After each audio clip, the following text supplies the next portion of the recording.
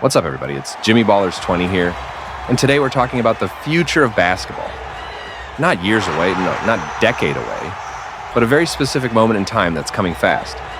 Will Victor Wembanyama win the 2026 NBA MVP? This is one of the biggest future NBA debates. Let's go deep. Segment 1, his impact is different from past superstars. Victor Wembanyama doesn't fit into any NBA category that existed before him. We don't have a comparison box for him. He's not KD but taller. He's not Giannis with jumper. He's not Gobert who can shoot. He is an entirely new blueprint. NBA coaches openly admit they've never seen anything like this. He disrupts angles. He reaches into passing lanes where normal physics shouldn't allow. He contests threes like normal players, contests layups. He covers defensive ground faster than offenses can react. Players are not used to making decisions against someone with his dimensions. If you watch film just from this season, you already see guards panic dribble, reverse direction instantly, or abandon a shooting motion the second Wemby takes 2 steps toward them. That is not shot blocking. That is shot threatening. Shot threatening is actually more powerful than blocking, because the possession dies before the play even executes. This is why the MVP argument is logical, not hype. He affects basketball before basketball even happens. Segment 2, why MVP voters are already prepping for it. The NBA is not just a league, it is a storyline machine. Every era needs a face, every era needs a main character. LeBron was the main character for almost 2 decades. Curry was the main character of the Revolution era. Jokic is the main character of the IQ super brain era. Wembanyama is positioned to be the main character of the era after this. And here's the important part. MVP voting always favors storyline shifts. Media voters love crowning the new era beginning seasons. 2026 is the year where that could happen, because by that time, the excuses are gone. He's acclimated to NBA physicality. He understands scouting adjustments. He adapts through playoff pressure.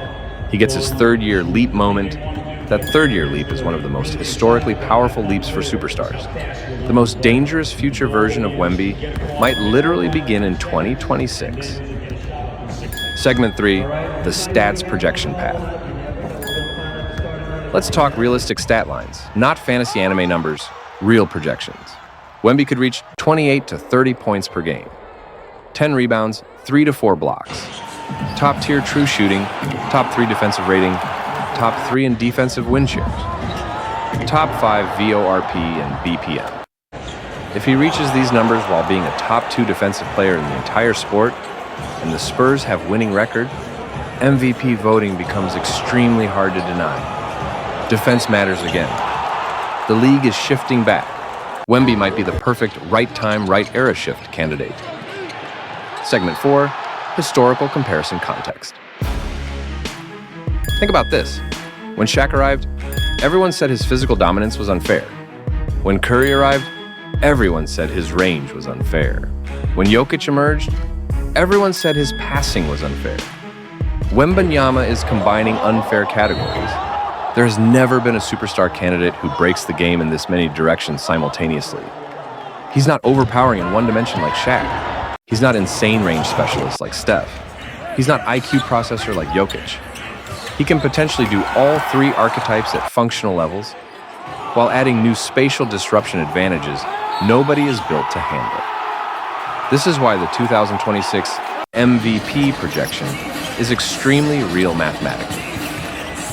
Segment 5, Spurs organization variable. The biggest uncertainty is not his growth.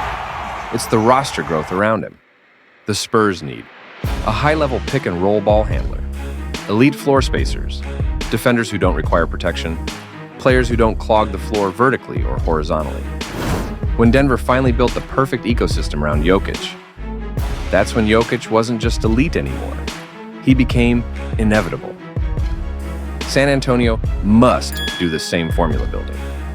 If they do that by 2026, Wemby will statistically spike huge. The Spurs don't need to be number 1 seed. Top 4 is enough. Segment 6, the competition reality check. Let's acknowledge real threats to this MVP race. Luka is a walking MVP stat factory. Jokic will always lead advanced stats. SGA is rising with unshakable leadership. Anthony Edwards could explode into undeniable superstardom. Giannis is still capable of elite two-way seasons. These guys are not weak competition. 2026 could be one of the most stacked MVP races in history. But none of those players have the two-way nuclear potential Wembanyama has. He could be the #1 defensive player and a top 5 offensive player simultaneously. That combination is historically almost impossible to beat in MVP voting. Segment 7, what could stop him? There are only 3 realistic blockers. Spurs don't reach top 4 seeding. Voters go narrative romantic toward Luka. Wemby durability issues limit volume. Everything else is not a real block. Basketball skill, ceiling, strategy, adaptability. He checks those boxes higher than anyone. Final verdict, probability. Based on projections, narrative trends, growth trajectory, and roster evolution window, I give Victor Wembanyama a 45% chance to win the 2026 NBA MVP. That is the highest probability of any player for that year. He is not just another superstar. He is possibly the beginning of a new tier of basketball evolution. We are watching the sport change shape in front of us. So now, I'll leave it up to you. Do you think Victor Wembanyama will win MVP in 2026? Comment your prediction below. This is Jimmy Ballers 20. Thanks for listening, and I'll see you in the next episode.